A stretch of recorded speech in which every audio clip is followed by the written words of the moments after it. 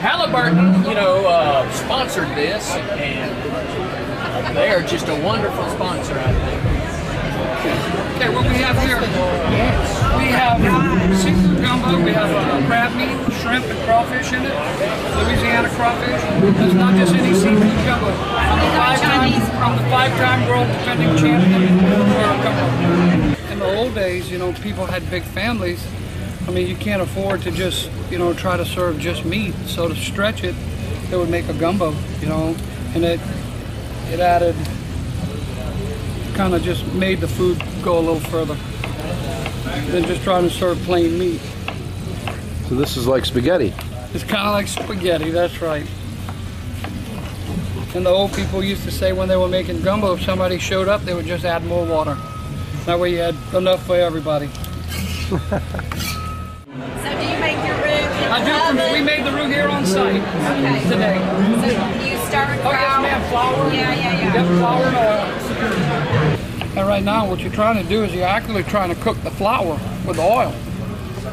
That's how it gets dark. The oil is cooking the flour. That's why you have to continuously stir, so it doesn't stick, because the minute it sticks, it's going to burn.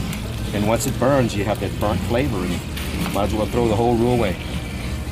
How do you become a judge? How does this happen? Well, it requires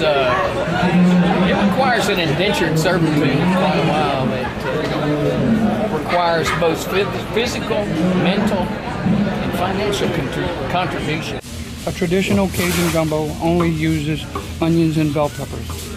In the old days, and gumbo actually was kind of a peasant food, you know. And what they did is they only used onions and bell peppers because it's the only things they had in their garden. Nobody ever planted celery in a garden, so they'd use that. And then you always had parsley in a garden, and you always had green onions. So the finishers were always, when your gumbo was done, you put your parsley in it, and you put your green onions at the very end. Just because we're eating here, it doesn't mean that we're contributing to global warming, right? Right. You guys power your cars with corn and biofuels made from old Jack in the Box oil. Little Jack Daniels. This is the final stages. And what are those final stages? We're gonna add the crab meat, the rest of the crab meat. Seasoning. You just put the shrimp, the crawfish in. He's gonna final season, and we're gonna add the shrimp to it.